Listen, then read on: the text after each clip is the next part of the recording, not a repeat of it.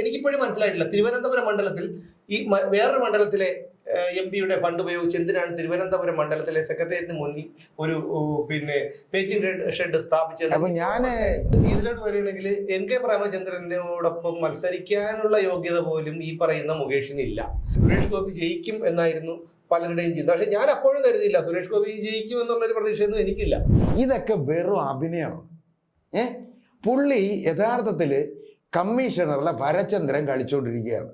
ജീവിതത്തിൽ പുള്ളി കാണിക്കണമെന്ന് പറഞ്ഞാൽ പക്ക അഭിനയമാണ്. ഇവിടെ പാർട്ടി നോക്കിയിട്ട് കാര്യമില്ല. അതാണ് പന്ന്യൻ രവീന്ദ്രനും സുരേഷ് ഗോപിയും തമ്മിലുള്ള വ്യത്യാസം.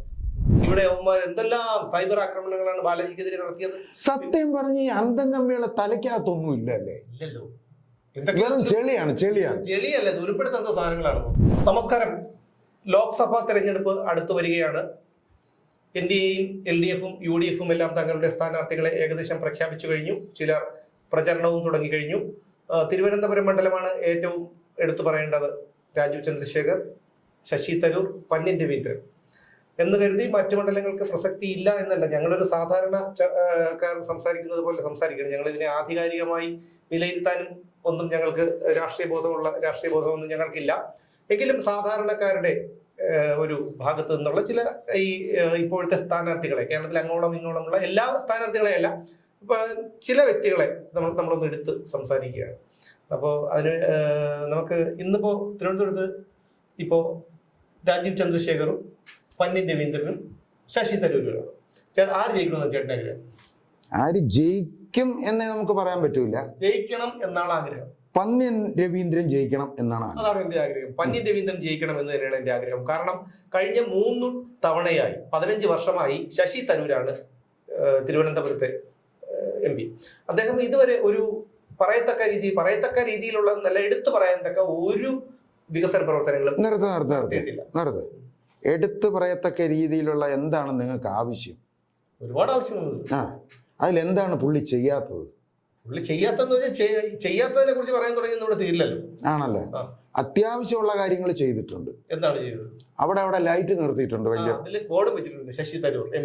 എന്നിട്ട് എത്രയോ ലക്ഷം രൂപയുടെ ആസ്തി ഫണ്ട്.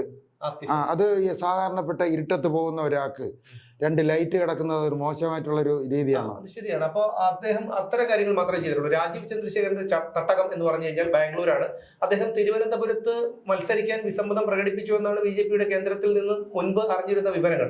പക്ഷേ അദ്ദേഹം അങ്ങനെ ആരെങ്കിലും പിടിച്ചോണ്ട് നിർത്തിയത് ദേശീയ നേതൃത്വത്തിന്റെ സമ്മർദ്ദം കൊണ്ടാണ് അദ്ദേഹം ഇടുന്നത്. ആ സ്ഥാനത്ത് തിരുവനന്തപുരത്തെ കുറിച്ച് നന്നായി അറിയാവുന്ന കൃഷ്ണകുമാറിനെ പോലെയുള്ള ഒരു വ്യക്തിയാണ് നിന്നിരുന്നെങ്കിൽ തീർച്ചയായും ഗുണം ചെയ്തേനെ. പിന്നെയുള്ളത് ശശി തരൂർ. ഈ പറഞ്ഞതുപോലെ ഒരു വ്യക്തി, പ്രത്യേകിച്ച് ഒരു പൊതുപ്രവർത്തകൻ, രാഷ്ട്രീയ പ്രവർത്തകൻ, കുറച്ചെങ്കിലും ഒക്കെ നമ്മളൊരു കുടുംബജീവിതത്തിലും അതുപോലെ വ്യക്തി ജീവിതത്തിലും ഒക്കെ ഒരു സംശുദ്ധനായിരിക്കണം എന്നുള്ളതാണ് വൈപ്പ. പക്ഷേ ശശി തരൂരിന്റെ കാര്യം എടുക്കാം. ആദ്യം ഒരു ഭാര്യ അത് കളഞ്ഞു. രണ്ടാമത്തത് ഒരു സുനന്ദ പുഷ്കർ, അവർ ദുരൂഹ സാഹചര്യത്തിൽ മരണപ്പെട്ടു. അതിന്റെ അന്വേഷണം എങ്ങും എത്തിയിട്ടില്ല. മൂന്നാമത് പാകിസ്ഥാനിലെ ഒരു മാധ്യമ പ്രവർത്തക മെഹർ തരാറുമായിട്ടുള്ള ബന്ധങ്ങളും മറ്റു പല വിവരങ്ങളൊക്കെ കേൾക്കുന്നുണ്ട്. അത് 2-3 കുടുംബത്തിനൊരു ജീവിതം കൊടുത്തില്ലേ? അതൊരു മോശപ്പെട്ട കാര്യമാണ്. തീർച്ചയായിട്ടും അങ്ങനെ ആവശ്യമില്ലാത്ത കാര്യത്തിലോട്ട് പോകണം. എന്തിനാ? അല്ല, അപ്പൊ അങ്ങനെ ആയിരിക്കാം. അപ്പൊ അതുകൊണ്ട് ഈ ശശി തരൂരിനെ കുറിച്ച് വളരെ നല്ല ഒരു അഭിപ്രായവും ഇല്ലാത്തൊരു വ്യക്തിയാണ് എനിക്കില്ല. കാരണം വികസനമില്ല, വ്യക്തി ജീവിതത്തിൽ നോക്കിയാൽ ഇതില്ല. പിന്നെ എന്താണ് ഹോക്സി ഹിലിഫിക്കേഷൻ എന്ന് പറയുന്ന കടിച്ചാൽ പൊട്ടാത്ത കുറച്ച് ഇംഗ്ലീഷൊക്കെ എടുത്തിട്ട് തട്ടുമ്പോൾ ഇവിടുത്തെ തിരുവനന്തപുരത്ത് അന്തം വിട്ട് ഇങ്ങനെ കുന്തം പറഞ്ഞു നിൽക്കും. കാരണം ഇദ്ദേഹമാണല്ലോ ഏറ്റവും. അങ്ങനെയല്ല, ഇത് ഈ പുള്ളി പറഞ്ഞ് എനിക്ക് പോലും പറയാൻ അറിയില്ല. എന്റെ അജ്ഞത കൊണ്ടായിരിക്കും. ഓക്സ്ഫോർഡിലൊക്കെ പഠിച്ചതുകൊണ്ട് അങ്ങനെ അതൊന്നുകൂടെ പറ. അപ്പോഴത്തേക്ക് ആ ഫ്രണ്ട് ഇരിക്കുന്നവരെ കയ്യടി കാണണം. അയ്യോ, ചില്ലറപ്പെട്ട കാര്യമോ പുള്ളി പറഞ്ഞത്. സത്യം പറഞ്ഞ ഇങ്ങനെ ആദ്യമായിട്ട് ഞാൻ പാർട്ടി മാറി ഒരു വോട്ട് കൊടുക്കുന്നത് ശശി തരൂരിനാണ്. അപ്പൊ അവിടെ ആ ഒരു കാലഘട്ടത്തിൽ ഒരു പുതിയ മുഖം, ഒരു ഗ്ലാമർ താരം, പിന്നെ എന്തൊക്കെ നയതന്ത്ര സംഭവമൊക്കെ പറയുന്നു. എനിക്ക് അതിനെക്കുറിച്ച് പറയാനൊന്നും അറിഞ്ഞൂടാ. ശരി, കിടക്കട്ടെ. കൊടുത്തു. 5 വർഷം കഴിഞ്ഞു. അപ്പോഴത്തേക്ക് ഈ ഇങ്ങനത്തെ കാര്യങ്ങളെല്ലാം കഴിഞ്ഞു. അടുത്ത പ്രാവശ്യം ആയപ്പോഴത്തേക്ക് ഞാൻ വിചാരിച്ചു ഇങ്ങേർക്ക് കൊടുക്കേണ്ട കാര്യമില്ല. ഞാൻ പിന്നെ അതിനുശേഷം അങ്ങനെ കൊടുത്തിട്ടുമില്ല, അങ്ങനെ കണ്ടിട്ടുമില്ല. മാത്രമല്ല ഈ കുറെ നാളുകളായി ശശി തരൂരിന്റെ തിരുവനന്തപുരത്തെ MP-യുടെ ഓഫീസ് തുറക്കുന്നില്ലായിരുന്നു. അദ്ദേഹം ഈ തിരുവനന്തപുരം ഏരിയയിലേ വന്നിട്ടില്ലായിരുന്നു. ഇപ്പോ തെരഞ്ഞെടുപ്പ് അടുത്തതോടുകൂടി ഇവിടെ ഒരു പട്ടി പറ്റാലും അവിടെ ശശി തരൂരുണ്ട്. അത് മാത്രമല്ല, ഇനിയിപ്പോ നിങ്ങൾക്ക് കാണാം, വരും ദിവസങ്ങളിൽ കാണാം, ഏതെങ്കിലും ചായക്കടയിൽ ചാടിക്കറി, അണികളോടൊപ്പം ചാടിക്കറി ഉണ്ടൻപൊരി, സവാളവട, മോദകം ഇതൊക്കെ തിന്നിട്ട് ഉള്ളിവട കഴിക്കില്ല, അതിന് സവാളവട. ഓ, സവാളവട. അവന്റെ ഉള്ളി പറയാത്ത കാര്യം എന്താണ്? ഉള്ളിവട. എനിക്ക് സവാളയല്ലേ, ഉള്ളിയല്ലല്ലോ. ആണ്, ആയിക്കോട്ടെ. നിങ്ങൾ ഈ ഉള്ളി എന്ന് പറയുമ്പോ എന്താ ഒരു മനപ്രയാസം പോലെ. സവാള വില കുറവല്ലേ, അല്ല, ആരെ ഉദ്ദേശിച്ചല്ല. പിന്നെ ഈ ചായക്കടക്കാരന്റെ തോളിൽ കയറ്റി ഒരു സെൽഫിയും ഒരു ചിരിയും ഒക്കെ ആയിട്ട്, അതാണ് ശശി തരൂർ. ഇതെല്ലാം ആണെങ്കിലും ഒരു കാര്യം പറയണം, കഴിഞ്ഞ പ്രാവശ്യം മുതൽ തുടങ്ങിയതാണ്, മുമ്പും അങ്ങനെയാണോന്ന് അറിഞ്ഞൂടാ. നിവൃത്തികേട് കൊണ്ടായിരിക്കാം ഇങ്ങേർക്ക് കെട്ടിവെക്കാൻ വേണ്ടി പാർശാലയാണെന്ന് തോന്നുന്നു. കഴിഞ്ഞ പ്രാവശ്യം കുറച്ച് വനിതാ സംഘടന ഏതാണെന്ന് അറിയാം. ശശി തരൂരിന്റെ ആരാധകർ എന്തുകൊണ്ടാണെന്ന് എനിക്കറിയില്ല. മോഹൻലാലിന്റെയും മമ്മൂട്ടിയുടെയും ഉള്ള ഒരു ആരാധനയാണ് ഈ സ്ത്രീകൾക്ക്. ശശി തരൂരിന്റെ പിന്നെ കെട്ടിവെക്കാനുള്ള പൈസയും കൊടുത്തിട്ട് എല്ലാവരും കൂടെ ഇങ്ങനെ നിൽക്കുന്നു. പാവം, അങ്ങരുടെ ആ വിഷമം കാണണം. അതുപോലെ തന്നെയാണ് ഈ രാജീവ് ചന്ദ്രശേഖർ. അദ്ദേഹം വളരെ വികസന പ്രവർത്തനങ്ങൾ, ഒരുപാട് ദീർഘദൃഷ്ടിയുള്ള ആളാണ്. അദ്ദേഹം അറിയാലോ, അദ്ദേഹത്തിന് അതിൻ്റെതായ അറിവും കഴിവും ഒക്കെ ഉണ്ട്. പക്ഷെ അദ്ദേഹത്തെ സംബന്ധിച്ചിടത്തോളം അദ്ദേഹത്തിന്റെ തട്ടകം ഇവിടെയല്ല. അദ്ദേഹം ഒരു MP ആയി ജയിച്ചു പോയി കഴിഞ്ഞാൽ പോലും അദ്ദേഹം ചെയ്യുമായിരിക്കും. ഇവിടെ IT ഹബിനേക്കാൾ ഉപരി ഈ പറയുന്ന ഒരു സാധാരണക്കാരന് അടിസ്ഥാന സൗകര്യങ്ങളായ പാർപ്പിടം, അതുപോലെ വസ്ത്രം, ഭക്ഷണം, ഇതൊക്കെയാണ് വേണ്ടത്. അല്ലാതെ IT സംവിധാനമൊക്കെ നമുക്ക് പിന്നീട് ഇപ്പോൾ തന്നെ ടെക്നോ പാർക്കും കാര്യങ്ങളൊക്കെ ഇവിടെ ഉണ്ട്. IT മേഖലയിൽ നിന്നും ഇവിടെ വലിയ പുരോഗതി ഇല്ലെന്നൊന്നും നമുക്ക് പറയാൻ കഴിയില്ല. പിന്നീടുള്ളത് പന്നിൻ രവീന്ദ്രൻ. തീർച്ചയായിട്ടും നമുക്ക് ഏത് സമയത്തും അദ്ദേഹത്തിനോട് ചെന്ന് സംസാരിക്കാം. അത്രയ്ക്ക് ലാളിത്യമുള്ള നമ്മളെപ്പോലുള്ള ഒരു വ്യക്തിയാണ് പന്നിൻ രവീന്ദ്രൻ. അത് മാത്രമല്ല, പിണറായി സർക്കാരിന്റെ പല അഴിമതികളെയും ശക്തമായിട്ട് വിമർശിച്ചുള്ള രൂപേഷ് രവീന്ദ്രൻ സമൂഹ മാധ്യമങ്ങളിൽ കൂടി എതിർത്തിട്ടുണ്ട്. അപ്പോൾ എന്റെ ഒരു അഭിപ്രായത്തിൽ, വ്യക്തിപരമായിട്ടുള്ള ഒരു അഭിപ്രായത്തിൽ, നമുക്ക് തിരുവനന്തപുരം മണ്ഡലത്തിൽ അല്ല, ഏത് മണ്ഡലത്തിൽ നിന്നാലും ജയിക്കേണ്ടത് ഈ പറയുന്ന പന്നിൻ രവീന്ദ്രൻ, സഖാവ് പന്നിൻ രവീന്ദ്രൻ തന്നെയാണ്. ഇനി നമുക്ക് ആറ്റിങ്ങൽ, എനിക്ക് വോട്ടിടാൻ പറ്റില്ല, എനിക്ക് ആറ്റിങ്ങൽ മണ്ഡലം.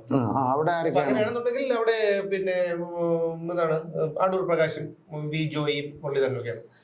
ഈ നമ്മുടെ പഴയ ഞാൻ വോട്ടിടാൻ പോകുന്നില്ല, കാരണം എനിക്ക് ഈ 3 പേരെ താല്പര്യമില്ല. ഇല്ല, അതുകൊണ്ട് ഞാൻ പോകുന്നില്ല. സമ്പത്തായിരുന്നെങ്കിൽ കൊടുക്കുമായിരുന്നു. വെറുതെ ഇവിടെ കൈകളിൽ നിന്ന് മാറിയിരിക്കുന്നുണ്ട്. പക്ഷെ വേറൊരു കാര്യം, സമ്പത്ത് അവിടെ ഈ വെയിറ്റിംഗ് ഷെഡ് വെച്ച് അവിടെ വെയിറ്റിംഗ് ഷെഡ് വയ്ക്കാൻ നിവൃത്തിയില്ലാതെ സെക്രട്ടറിയുടെ നേരെ എതിരെ കൊണ്ട് ഒരു വെയിറ്റിംഗ് ഷെഡ് വെച്ചിട്ടുണ്ട്.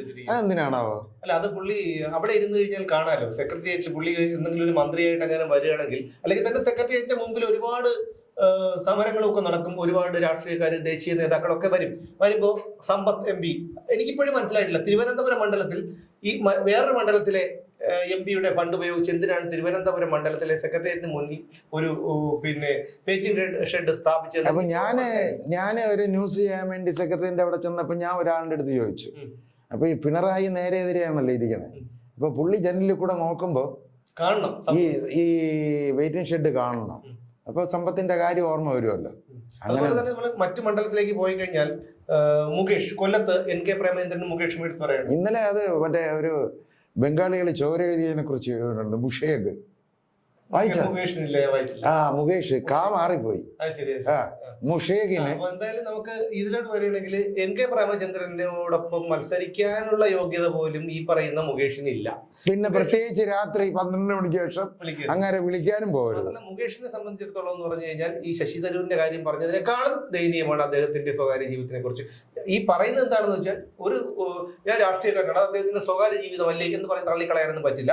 ഒരു രാഷ്ട്രീയക്കാരൻ എന്ന് പറയുമ്പോൾ ഒരു പൊതുസമൂഹത്തോടൊക്കെ ഒരു പ്രതിബദ്ധതയുള്ള ആളായിരിക്കണം എന്നാണ് എന്റെ അഭിപ്രായം. തീർച്ചയായും. അതുകൊണ്ട് തന്നെയാണ് മുകേഷിന്റെ ഒരു കാര്യം. പിന്നെ ഇതൊരു ഓർഡർ അനുസരിച്ചൊന്നുമല്ല നമ്മൾ ഈ പൊയ്ക്കൊണ്ടിരിക്കുന്നത്. ഒരു ഓർമ്മ വരുന്ന സ്ഥാനാർത്ഥികളെ കുറിച്ച് പറയുന്നു. മലപ്പുറത്ത് വസീഫാണ്. വസീഫിനെ അറിയില്ലേ? ചാനൽ ചർച്ചയിൽ വന്നിട്ട് LDF-നും CPM-നും ഒക്കെ വേണ്ടി വന്നിരുന്നിട്ട് സ്ഥിരം തേഞ്ഞൊട്ടി പോകുന്ന ഒരു വസീഫുണ്ട്, അറിയോ? ചെണ്ട. അതെ, ചെണ്ട. അദ്ദേഹമാണ് വസീഫ്. ഇനി വസീഫ് ജയിച്ചില്ലെങ്കിൽ അത് മലപ്പുറത്തെ ജനങ്ങളുടെ തോൽവിയായിരിക്കും. ആണല്ലേ? അങ്ങനെയാണ് എന്റെ അഭിപ്രായം. വലിയ നഷ്ടമായിരിക്കും. പിന്നെ പരമനഷ്ടം, തീരാ നഷ്ടമാണ്. പിന്നെയുള്ളത് എന്താണ്, നമ്മുടെ ആലത്തൂർ MP രമ്യ ഹരിദാസ്. രമ്യ ഹരിദാസിന്റെ ആൾക്കാർ പറഞ്ഞിട്ട് അവിടെ ഈ MP ഫണ്ടൊന്നും അവരൊന്നും വിനിയോഗിച്ചിട്ടില്ല എന്നുള്ളതാണ്. കാരണം ഒരു ചെറിയ കാര്യം കൂടി ഉണ്ട്. കാരണം അർഹതയില്ലാത്തവരുടെ കയ്യിൽ സ്ഥാനം എത്തിയാലുള്ള ഒരു ഉദാഹരണം കൂടിയാണ് രമ്യ ഹരിദാസ്. രമ്യ ഹരിദാസ് എന്താണ് പെട്ടെന്നൊരു MP ആയി, അത്രേ ഉള്ളൂ MP. അപ്പൊ അവർക്ക് അതിലോട്ട് വന്നപ്പോ ഒരു സെലിബ്രിറ്റി സ്റ്റാറ്റസിലേക്ക് വന്നപ്പോ അവർക്ക് എന്തൊക്കെയോ ഒരു രീതിയിലുള്ള ഒരു പെരുമാറ്റവും കാര്യങ്ങളും മീഡിയയിലൊക്കെ നമ്മൾ പലപ്പോഴും കണ്ടതാണ്. ഇവരൊന്നും കാണാനില്ലായിരുന്നല്ലോ. ഈ ഇടക്കാലത്തല്ലേ പിന്നെ ഈ മഴയത്ത് പൊങ്ങുന്ന താര പോലെ ഇവരൊക്കെ ഇടയ്ക്ക് പൊങ്ങും, പിന്നെ അങ്ങ് താഴ്ന്നു പോകും. ആ ഒരു രീതിയിലോട്ട് വന്നു. എല്ലാം സ്റ്റേജിൽ കയറി കഴിഞ്ഞാല് മറ്റേ നാട്ടിന്റെ കാര്യമൊന്നും പറഞ്ഞില്ലെങ്കിലും നല്ല പാട്ടുകൾ പാടുമല്ലോ. പാട്ടൊക്കെ നാടൻ പാട്ടൊക്കെ ആയിട്ട് രസിച്ചിരിക്കാം പിന്നെ പാർലമെന്റിലുള്ളവർക്ക്. അത്രയും സമയം പോയി കിട്ടാതെ പോലെ അത് മതിയല്ലോ. പിന്നെയുള്ള തൃശ്ശൂരാണ്, നമ്മുടെ പ്രധാനപ്പെട്ട മണ്ഡലമാണ് തൃശ്ശൂര്. തൃശ്ശൂര് എന്ന് പറയുമ്പോൾ സുരേഷ് ഗോപി, അത് TN പ്രതാപനായിരുന്നു. പാവപ്പെട്ടവൻ ഇന്നലെ എന്നിട്ട് മതിൽ മൊത്തം പേരെടുത്ത് വായിക്കുന്നു. എന്തൊരു ദയനീയമായ അവസ്ഥയാണ് നോക്കൂ. കൊലയും കൊണ്ടുവരുന്നു. പക്ഷെ അവിടെ ഈ പറയുന്നത് പോലെ സുരേഷ് ഗോപി ജയിക്കും എന്നായിരുന്നു പലരുടെയും ചിന്ത. പക്ഷെ ഞാൻ അപ്പോഴും കരുതിയില്ല സുരേഷ് ഗോപി ജയിക്കും എന്നുള്ളൊരു പ്രതീക്ഷയൊന്നും എനിക്കില്ല. കാരണം ഈ മലയാളികളെ സംബന്ധിച്ചിടത്തോളം മലയാളികളെ സംബന്ധിച്ചിടത്തോളം ഒരു പ്രശ്നം എന്ന് പറഞ്ഞു കഴിഞ്ഞാൽ അവർ കൊടുക്കുന്നതൊക്കെ അങ്ങ് വാങ്ങിക്കുകയൊക്കെ ചെയ്യും. പക്ഷെ വോട്ട് ആർക്ക് ചെയ്യണമെന്നുള്ള കാര്യം അവര് തീരുമാനിക്കും. അത്രേ ഉള്ളൂ. അപ്പൊ ഈ പ്രശസ്തനങ്ങളൊക്കെ കാണുമ്പോൾ പ്രത്യേകിച്ചും ജനങ്ങൾക്ക്, നമ്മുടെ മലയാളികൾക്ക് മനസ്സിലാവും. പിന്നെ ഒരു കാര്യമുണ്ട്, 2-3 സംഭവങ്ങളുണ്ട്. മുരളിയാണ് അവിടെ നിൽക്കുന്നത്, കെ മുരളീധരൻ. ഈ പത്മജ ഇപ്പൊ പാർട്ടി മാറി നിൽക്കുകയാണല്ലോ. സുരേഷ് ഗോപിക്ക് ജയിക്കാനായിട്ട്, പിന്നെ സുരേഷ് ഗോപിയെ തോപ്പിക്കാനായിട്ട് ഈ കോൺഗ്രസ്സുകാർ തന്നെ ഒരു കാര്യം ചെയ്താൽ മതി. എങ്ങനെയെങ്കിലും പത്മജയെ കൊണ്ടുവന്നിട്ട് സുരേഷ് ഗോപിക്ക് വേണ്ടി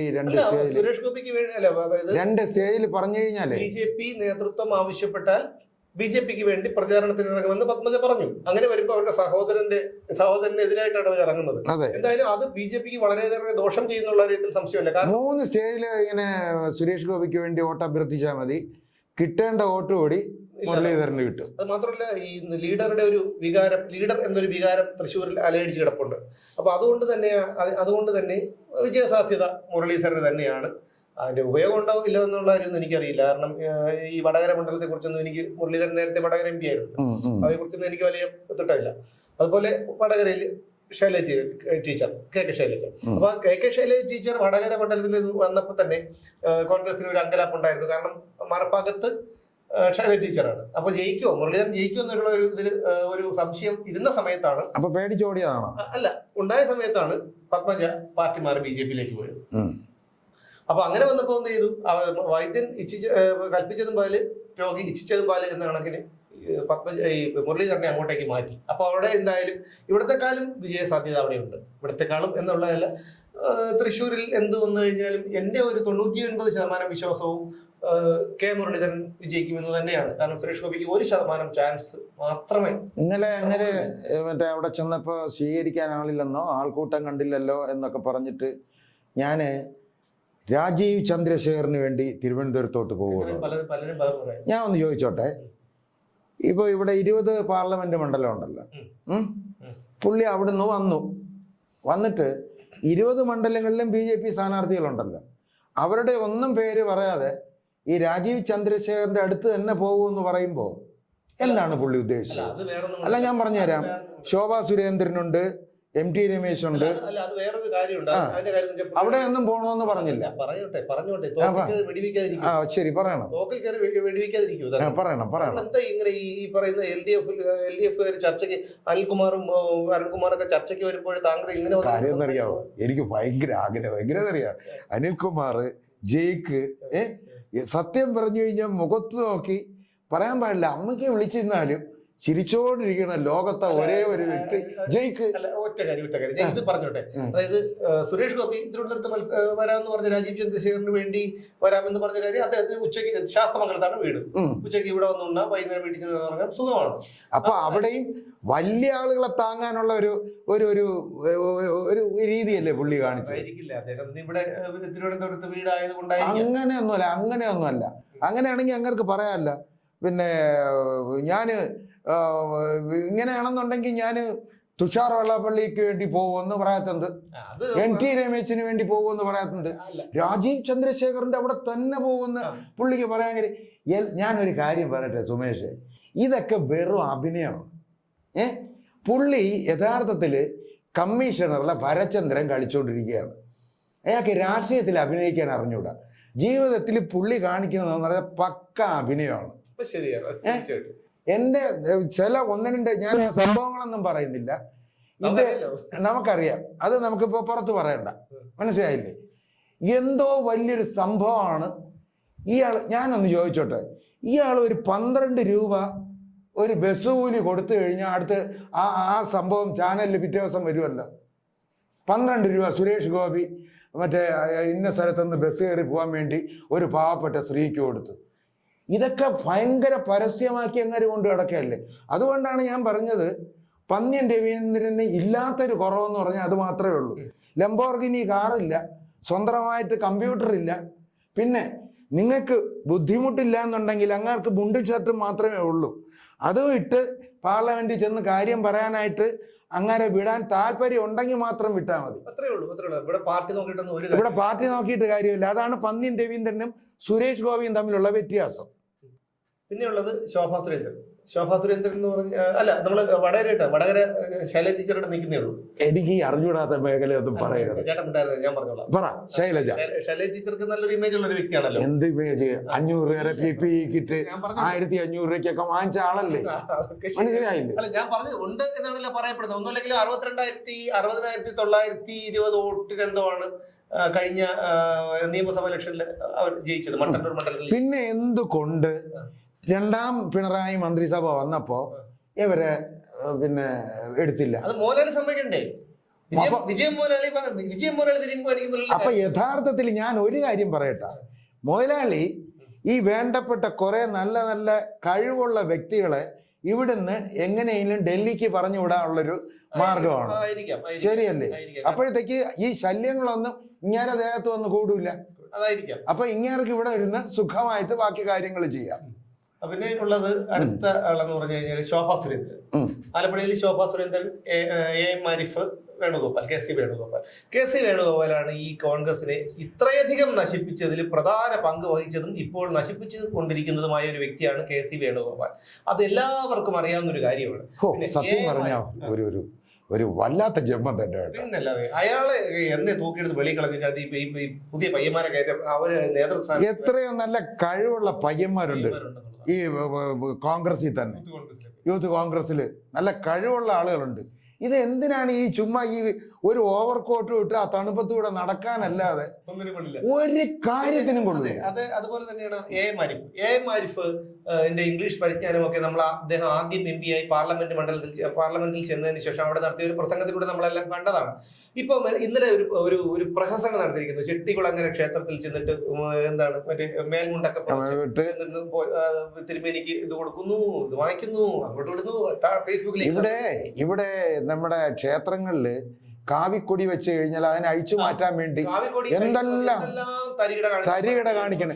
ആരിഫ് ചെന്ന് അമ്പലത്തിൽ കയറി കുറിയും തൊട്ട് നേരിയതും തൊട്ട് നിന്നപ്പോഴത്തേക്ക് വാഴ്ത്തിപ്പാടുകയാണ്. നടൻ ബാലാജി അദ്ദേഹവും ഭാര്യയും മകനുമായി അയോധ്യയിൽ ചെയ്യുന്നതിന് ഒരു പോസ്റ്റ് ഇട്ടതിന് ഇവിടെ എന്തെല്ലാം സൈബർ ആക്രമണങ്ങളാണ് ബാലാജിക്കെതിരെ നടത്തിയത്. സത്യം പറഞ്ഞ് ഈ അന്തം കമ്മികളെ തലയ്ക്കകത്തൊന്നും ഇല്ലല്ലേ? ഇല്ലല്ലോ. ചെളിയാണ്. ചെളിയല്ല, ഉരുപ്പെടുത്ത സാധനങ്ങളാണ്. ആണല്ലേ? അതിനെ ടൈറ്റ് ചെയ്തൊന്ന് റെഡിയാക്കാൻ പറ്റില്ല, കാരണം പിരിപോയതാണ്. അതിന് ആ ത്രെഡ് ഒന്ന് ഒരു രക്ഷയില്ല. അത് അങ്ങനെ ഇരിക്കും. ഇനിയിപ്പോ ജീവിതം നമ്മൾ ഈ കണ്ടില്ലേ, ഈ പഴയ വണ്ടിയുടെ ഒക്കെ വീൽനെട്ട് ഊരുമ്പോഴത്തേക്കും ആ വീൽനെട്ട് ആ പ്ലേറ്റിനകത്ത് ആണ് നെട്ട് വരുന്നത്, അപ്പൊ അത് ബോൾട്ട് വരുന്നത്. അപ്പൊ ആ ബോൾട്ട് അറിയാലോ, ഇങ്ങനെ തുരുമ്പിച്ച് കഴിഞ്ഞാൽ എന്ത് ചെയ്യാൻ പറ്റും? പിന്നെ നമ്മൾ ലേറ്റി കൊണ്ടുപോയി അതിനെ തട്ടി ഇളക്കി, അല്ലെങ്കിൽ ശരിയാവില്ല. പിന്നെ ആലപ്പുഴയിൽ ജയിക്കേണ്ടത് എന്റെ അഭിപ്രായത്തിൽ ശോഭാ സുരേന്ദ്രൻ തന്നെയാണ്. കാരണം അവര് BJPയിൽ അവരെ അകറ്റി നിർത്തിയിരിക്കുകയാണെങ്കിൽ പോലും അവരുടെ ഒരു അവരുടെ മറ്റു കാര്യങ്ങളൊന്നും എനിക്കറിയില്ല. പക്ഷെ അവർ ശോഭാ സുരേന്ദ്രൻ ജയിക്കണമെന്നാണ്. കാരണം ഇപ്പോഴുള്ള സംസ്ഥാന നേതാക്കളിൽ എന്തുകൊണ്ടും, കാരണം BJPയുടെ സംസ്ഥാന അധ്യക്ഷൻ ശോഭാ സുരേന്ദ്രൻ ആയിരുന്നെങ്കിൽ പോലും ഇന്ന് BJPക്ക് ഈ ഒരു ഗതിയൊന്നും അല്ലായിരുന്നു. അതായത് ഈ ദേശീയ നേതൃത്വമാണ് ഇതെല്ലാം തീരുമാനിക്കുന്നത്, അങ്ങ് അപ്പടിയാണ് ഇപ്പടിയാണെന്നൊക്കെ പറയുന്നത്. ഈ കഴിവുള്ളവരെ ഇവരെന്ത് കാണുന്നില്ലേ? അതാണ് ശോഭാ സുരേന്ദ്രൻ എന്ന് പറഞ്ഞാൽ അവർ തീപ്പൊരി പ്രസംഗം അവരുടെ ഒരു 10 മിനിറ്റ് ഒരു സ്റ്റേജിൽ അവർ പ്രസംഗിക്കാൻ നിന്നാൽ തന്നെ ഒരു 10 പേര് അവരുടെ കൂടെ നിൽക്കും. നേരെ മറിച്ച് ഇനിയിപ്പോ നമ്മൾ അതിലോട്ടൊന്നും പോകണ്ട. അതെ. അപ്പൊ പിന്നെ ഈ പറയുന്ന ശോഭാ സുരേന്ദ്രൻ അവര് ജയിക്കണമെന്ന് അവര് ജയിക്കേണ്ട ഒരു വ്യക്തിയാണ്. പിന്നെ എറണാകുളത്തേക്ക് വന്നു കഴിഞ്ഞാൽ ഹൈബി ഈഡനും ഡോക്ടർ ഷൈൻ ഇവരെ കൊണ്ട് എന്ത് സാധിക്കുമെന്ന് എനിക്കറിയില്ല. ഹൈബി ഈഡനൊക്കെ ഏകദേശം അത്യാവശ്യം നല്ലൊരു സെറ്റപ്പായി, കുഴപ്പമില്ലാത്ത ആളാണ്.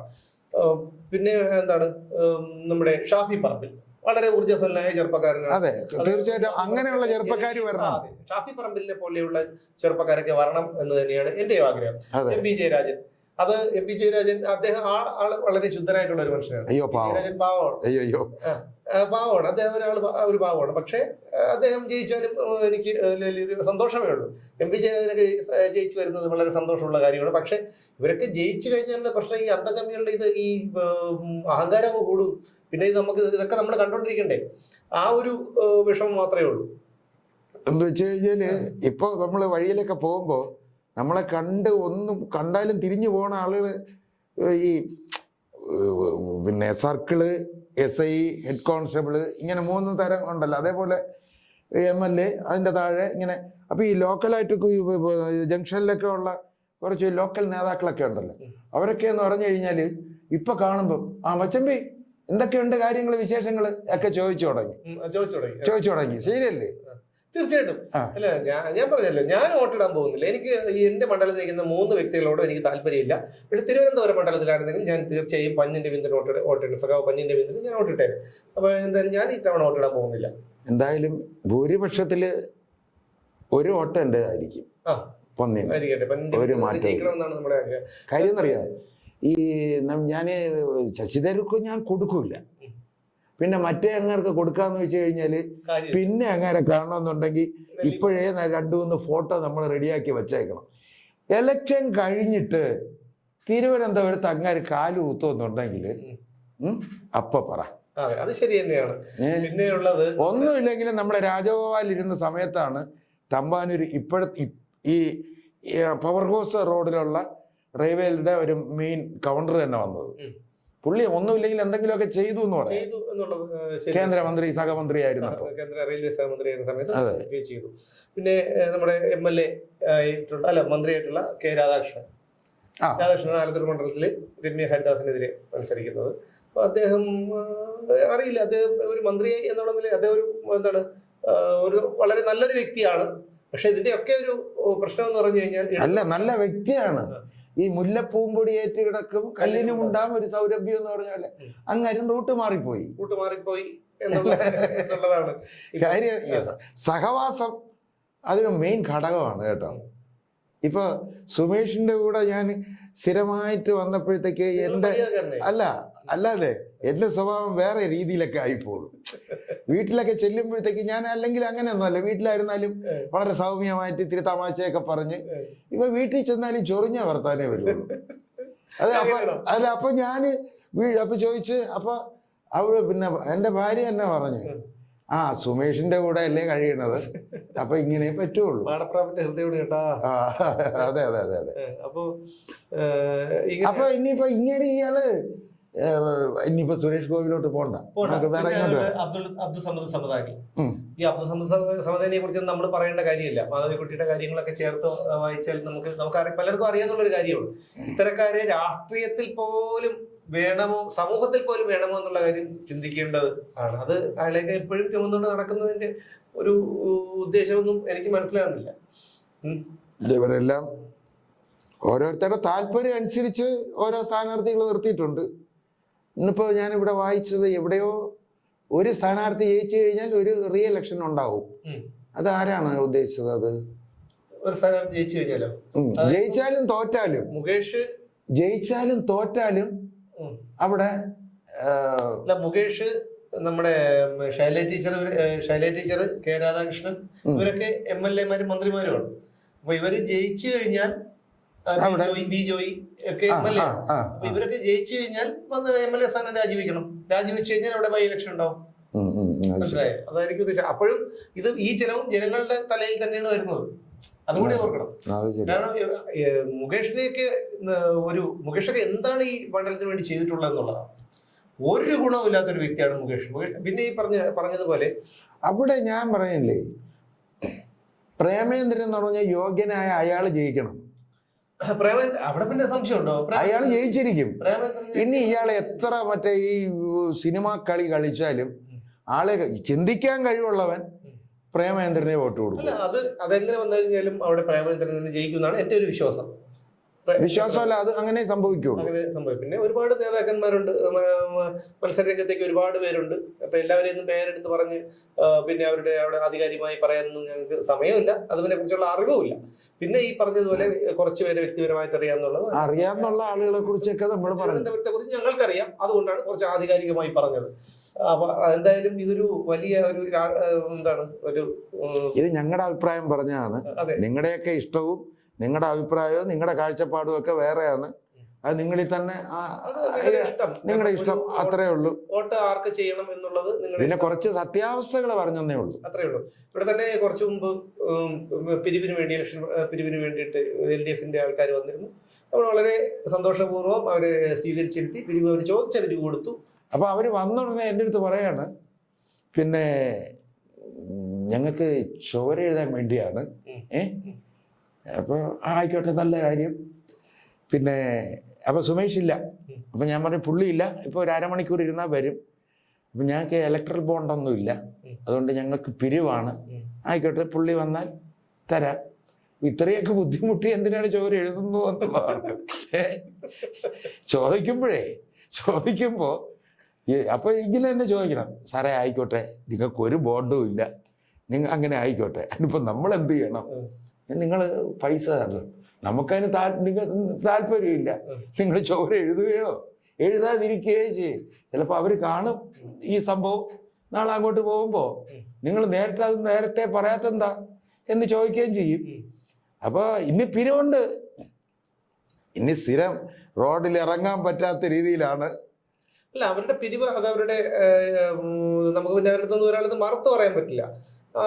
അവരവരുടെ ഇത് ഇവിടെ നമ്മുടെ വന്നു, നമ്മൾ അവർ ചോദിച്ചിടയ്ക്ക് വളരെ മാന്യമായിട്ടാണ് അതിൽ ഇടപെട്ടത്. ഞാൻ തിരിച്ച് വീട്ടിലോട്ട് പോയപ്പോൾ നല്ല പരിചയമുള്ള ഒരു സൗണ്ട് മൈക്കിൽ കൂടെ കേൾക്കുകയാണ്. മുസ്ലിം പള്ളിയുടെ തൊട്ട് താഴെ നിന്ന് ഒരാൾ പ്രസംഗിക്കുകയാണ്. അത് വേറെ ഒന്നുമല്ല, നമ്മളെ ഗോവിന്ദൻ മാഷ്. അപ്പം ഞാൻ വിചാരിച്ചു, ഞാൻ നേരിട്ട് അങ്ങയുടെ പ്രസംഗം കേട്ടിട്ടില്ല. അതുകൊണ്ട് ഞാൻ അവിടെ വണ്ടി ഒതുക്കുന്ന നേരെ അവിടെ ചെന്നു. അപ്പോൾ എനിക്ക് അത്യാവശ്യം കുറച്ച് വിഷ്വൽ വേണം. എന്നപ്പോൾ പുള്ളി പറയാണ്, ഞാൻ ഇങ്ങോട്ട് വന്നപ്പോൾ അന്ന് നരേന്ദ്രമോദി വരുന്നതിൻ്റെ തലേ ദിവസമാണ്. അവിടെ മുതൽ ഇവിടെ വരെ ഫ്ലെക്സും ബാക്കി കാര്യങ്ങളും ഒരു രക്ഷയില്ല. ഇതെല്ലാം മറ്റേ അംബാനിയുടെ പൈസയാണ്, അദാനിയുടെ പൈസയാണ്. അപ്പം ഞാൻ ഇന്ന് ആലോചിച്ച്, ഇവിടെ നമ്മുടെ നവകേരള സദസ്സിന് വേണ്ടി ഓരോ മീറ്റർ ഇടപെട്ടാണ് പിണറായിയുടെയും ഇവരുടെയൊക്കെ ഫോട്ടോ വെച്ചത്. അതാരുടെ പൈസയാണ്? ചോദ്യം പാടില്ല, അറിയാം. അപ്പോഴത്തേക്ക് ഈ പ്രസംഗം നടന്നുകൊണ്ടിരിക്കുമ്പോൾ പിന്നെ ഞങ്ങള് നോക്കിക്കോ, ഓരോരുത്തർക്കും പാർപ്പിടം, പിന്നെ വിദ്യാഭ്യാസ മേഖല ഞങ്ങൾ അത് ചെയ്യാൻ പോണെന്ന് പറഞ്ഞ ഉടനെ ഭഗവാൻ ഈ കള്ളം പിടിക്കില്ലല്ലോ, പള്ളിയിൽ നിന്ന് വാങ്ങുവിളി. സത്യം പറഞ്ഞ തമ്പുരാന് പിടിച്ചില്ല. ശരിയാണ്. അപ്പോഴത്തെ അങ്ങനെ പ്രസംഗം നിർത്തി, ഞാനും എന്റെ പാടും നോക്കി ഇങ്ങ് പോരുകയും ചെയ്തു. അല്ലേ ഏട്ടാ, ഇതെന്താണെന്നറിയാമോ? അതായത് ഇപ്പൊ തുടങ്ങിയിട്ട് ഒരു അരമണിക്കൂർ കൂടുതലായി. ഇപ്പൊ നമുക്ക് അത്യാവശ്യം 1,18,000 സബ്സ്ക്രൈബേഴ്സ് കഴിഞ്ഞു. കണ്ട ആളുകൾ ഫോറടിപ്പിച്ച് കഴിഞ്ഞാൽ അവര് അൺസബ്സ്ക്രൈബ് ചെയ്ത് പോയി കഴിഞ്ഞാൽ എനിക്ക് അടുത്ത മാസം ഒരുപാട് ചെലവുള്ളതാണ്. ഇതിൽ നിന്ന് കിട്ടുന്ന വരുമാനമേ ഉള്ളൂ, അത്രേ ഉള്ളൂ. അല്ല, ഇവിടൊക്കെ അവിടെ മറ്റേ ആ വിതിരയിലുള്ള എസ്റ്റേറ്റ് ഒക്കെ കൊടുത്താ? അല്ലല്ല, എസ്റ്റേറ്റ് ഞാൻ പിന്നെ ഇപ്പം അടച്ചിട്ടേക്ക് ലോക്കൗട്ട് ചെയ്തിരിക്കുക. സെക്രട്ടറിന് എതിരെയുള്ള 50 സെന്റ് അത് അറ്റാച്ച് ചെയ്തിട്ടിരിക്കല്ലേ? ആര് അറ്റാച്ച് ചെയ്തിട്ടിരിക്കുക? അറ്റാച്ച് ചെയ്തിട്ടൊക്കെയാണ്. അപ്പൊ അങ്ങനെ ഉണ്ട്, ഒരുപാടുണ്ട്. 3 എസ്റ്റേറ്റ് ഉണ്ട്, സിംഗപ്പൂർ ബിസിനസ് ഉണ്ട്. അപ്പൊ ഇതൊക്കെ പുത്തരിക്കണ്ടം മൈതാനം നിങ്ങളുടെ പേരിലല്ലേ? പുത്തരിക്കണ്ടം മൈതാനത്തിന്റെ ഒരു 5 സെന്റ് മാത്രമേ ഇപ്പുറത്തോട്ടുള്ളൂ, ബാക്കി ആണ്. അപ്പൊ അതെന്റേതാണ്. അപ്പൊ അത് ഇതൊക്കെ ഉണ്ടെങ്കിൽ പോലും നമുക്ക് ഇത് വേണം. അടുത്ത മാസം ഇതുണ്ടെങ്കിൽ ബാക്കി കടവ് കൂടെ വാങ്ങി കഴിഞ്ഞാൽ ഇവിടുത്തെ കാര്യങ്ങൾ ഓടിപ്പോകും. അത്രേ ഉള്ളൂ. ഞാൻ പറഞ്ഞു വന്ന വേറെ ഒന്നുമില്ല. അത് പോട്ടെ, പറഞ്ഞ ആളുകളെ ബോറടിപ്പിച്ചില്ലേ? എന്റെ കഴിഞ്ഞ മാസത്തെ ശമ്പളം എപ്പോ തരും? 10 ജനം അറിയട്ടെ, 10 ജനം അറിയട്ടെ. ഞാനൊരു കാര്യം ചോദിച്ചോട്ടെ, നിങ്ങൾ എപ്പോഴാണ് ഇവിടെ വന്നത്? നിങ്ങൾ ഇന്ന് ഇവിടെ എപ്പോഴാണ് വന്നത്? ഞാൻ വന്നത് ഇന്ന് 12 മണിക്ക്. 12 മണിക്ക്. നിങ്ങൾ 12 മണിക്ക് വന്ന് ഇവിടെ എന്ത് ജോലി ചെയ്തു? ഞാൻ 12 മണിക്ക് വന്നിട്ട് എന്റേതായ കുറച്ച് ജോലി ഉണ്ടായിരുന്നു. നിങ്ങളുടേതായ ജോലി ചെയ്യില്ലല്ലോ നിങ്ങൾ ഇവിടെ വന്നത്. കൃത്യമായിട്ട് 1:30 മണിക്ക് ഞാൻ ഊണ് കഴിച്ച. അത് കഴിച്ചു. അതൊരു ജോലിയല്ലേ? പിന്നെ ഈ ലോക്കൽസുമായിട്ട് ഇവിടെ വന്നിരുന്നിട്ട് ഇതേപോലത്തെ കാര്യത്തിന് വേണ്ടി നമ്മൾ ഇരിക്കണല്ലേ, അത് ചെയ്യണ്ടേ? അപ്പൊ എന്റെ ശമ്പളം എന്ത് വരുമല്ലോ? ലോ ക്ലാസ് ആണെന്നുള്ള കാര്യം ആൾക്കാർക്ക് മനസ്സിലായി. ഞാൻ എന്റെ ലോക്കൽ എന്ന് പറയണ്ട. ഈ ലോ ക്ലാസ് നിങ്ങൾ ക്ഷമിക്കുക. കാരണം വെച്ചാൽ ഇതുപോലുള്ള ഈ ഒരു നിലവാരം കുറഞ്ഞ ഒരാളുമായിട്ട് വന്ന് ചർച്ച നടത്തിയില്ലേ? സത്യം പറഞ്ഞാല് ഞങ്ങൾക്ക് ഇതേപോലെ ബലം പിടിച്ച് ചർച്ച ചെയ്യാറെന്ന് അറിഞ്ഞൂടാ.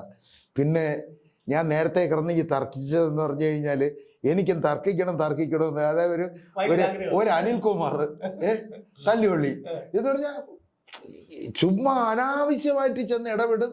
അവസാനം എനിക്ക് തോന്നണതേ ഈ ചാനലിന്റെ റേറ്റിങ്ങിന് വേണ്ടി ഇവര് നേരത്തെ സ്ക്രിപ്റ്റ് കൊടുക്കുകയാണെന്ന് തോന്നുന്നത്. സ്ക്രിപ്റ്റ് കൊടുക്കുന്നൊന്നുമല്ല. അതായത് ഞാൻ പറഞ്ഞല്ലോ, ഇവരെ ഈ LDF-നെ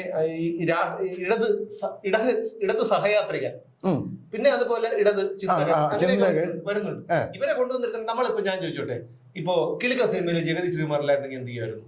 അതുപോലെ ഈ പല കോമഡി പടങ്ങളിലും ശരിയാണ് ആൾക്കാർ അത്യാവശ്യം കിലുക്കം സിനിമ വിടാം.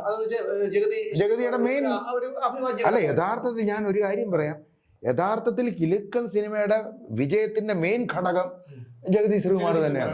അതിന് തിരികെ കയറ്റിയതല്ല. തട്ടപൊളിപ്പൻ സിനിമകളിൽ പണ്ട് ഇന്ദ്രൻസും അതുപോലെ ഇന്ദ്രൻസിന്റെ ആദ്യകാലം പലരും വന്നിട്ട് ചെറിയ വേഷങ്ങളൊക്കെ ചെയ്തിട്ട് കൊണ്ടുവന്നിട്ടുണ്ട്, ആൾക്കാരെ ചിരിപ്പിക്കാനാണ്. അതുപോലെയാണ് ഇവരെ കൊണ്ടുവന്നിരുന്നത്. മെനഞ്ഞാന്നൊരു ചർച്ചയില് ചാനലാണെന്ന് ഞാൻ ഓർക്കുന്നില്ല, നമ്മുടെ മാതൃഭൂമിയിൽ ജ്യോതികുമാർ ചാമക്കാര ജയിക്കാണ്. എടാ വിവരം കിട്ടാനേ അപ്പോൾ സാധാരണഗതിയിലും വിവരം കിട്ടാൻ മര്യാദക്കിരിക്കാൻ പറഞ്ഞ ഇങ്ങനെയല്ലേ വരണ്ടേ? അപ്പോഴും സത്യം പറഞ്ഞു കഴിഞ്ഞാൽ ആ ചിരി മാത്രം. അതായത് ജ്യോതികുമാർ ചാമക്കാല സംസാരിച്ച് തീരുന്നത് വരെ ജ്യോതികുമാർ ചാമക്കാലം ഉണ്ടായിരുന്നു. അതുപോലെ ഒരു വലത് സഹായത്രികൻ ഷിബു പ്രസാദ് എന്ന് പറഞ്ഞ ഒരാളുണ്ടായിരുന്നു. പിന്നെ നമ്മുടെ സന്ദീപ് വാര്യരുണ്ടായിരുന്നു. എല്ലാവരും വെറുതെ ജയിക്ക് സംസാരിച്ച് തീരുന്നത് വരെ ഇവരെല്ലാവരും ഉണ്ട്. അത് കഴിഞ്ഞതിന് ശേഷം ജ്യോതികുമാർ ചാമക്കാലയുടെ അവസരം വന്നപ്പോൾ അദ്ദേഹം സംസാരിച്ച് തുടങ്ങിയപ്പോഴത്തേക്കാണ് അദ്ദേഹം വാ തുറക്കുന്നത് ഇവിടെ ജയിക്കും തുറക്കും. സാഹി കെട്ടിട്ടാണ് പറഞ്ഞത് ഇതാണ് രാഷ്ട്രീയ തന്തയില്ലായ്മ എന്ന് പറയുന്നത്. അത് കേട്ടപ്പോഴും പുള്ളി ഇരിച്ചോണ്ടിരിക്കുകയാണ്. അത് കഴിഞ്ഞിട്ട് കുറച്ച് കഴിഞ്ഞിട്ട് ജ്യോതികുമാർ ചാമക്കാലയുടെ സമയം അവസാനിക്കാൻ പോകുന്നു. ജയിക്കിന്റെ ഉദ്ദേശം അതാണ്, എങ്ങനെയെങ്കിലും സമയം അവസാനിപ്പിക്കണം. പിന്നെ ജ്യോതികുമാർ ചാമക്കാലയുടെയും ഉദ്ദേശം എന്താണ്? ഈ സമയം തീരുന്നതിന് മുമ്പ് ഇത് കാര്യം പറയണം, പറഞ്ഞ് എന്നാലേ ആൾക്കാർക്ക് ബോധ്യമുള്ളൂ. പറയണം. അപ്പൊ പറഞ്ഞു തുടങ്ങിയപ്പോ തന്നെ ജ്യോതികുമാർ ചാമക്കാരെ മാത്രം നോക്കി ജയിക്ക് മാത്രം എടാ വിവരം കിട്ടവല്ലേ മര്യാദക്ക് ഇരിക്കുന്നത് കാര്യം. അങ്ങനെ ക്ഷമയുടെ നെല്ലിപ്പല പോയി. പിന്നെ ഒരാള് പരസ്യമായിട്ട് പിന്നെ വിവരം കിട്ടവരെന്ന് മറ്റൊരു എതിർ പാർട്ടിയിലുള്ള ഒരാളെ എന്തുമാത്രം സഹിയിട്ടാണെന്ന് ഒന്ന് ആലോചിച്ച് നോക്കാം. തീരെ നിവൃത്തിയുടെ കൊണ്ട് പറഞ്ഞു പോയതായിരിക്കും. അതെ, തീരെ ഗതിയിട്ട് പറഞ്ഞുകൊണ്ട്. അപ്പൊ നമ്മൾ പറഞ്ഞു തുടങ്ങിയത് തിരുവനന്തപുരത്തെ സാരാധിക്കാത്ത ഇതാണ്. നമുക്ക് ചർച്ച ചെയ്യാനൊന്നും അറിയില്ല കേട്ടോ. നമുക്കുള്ള കാര്യം നമ്മൾ പറഞ്ഞിങ്ങനെ പോകും, അത്രേ ഉള്ളൂ. അപ്പൊ എന്തായാലും നമുക്ക് ഇവിടെ അവസാനിപ്പിക്കാം. ഞാൻ പറഞ്ഞത് മനസ്സിലായില്ല. അടുത്ത മാസം ശമ്പളം കൊടുക്കണം, പൈസ കൊടുക്കണം. ആദ്യമായിട്ട് ഈ മാസം എന്തായാലും അടുത്ത ഒരു വിഷയം നമുക്ക് നാളെ വീണ്ടും കാണാം. Okay, by.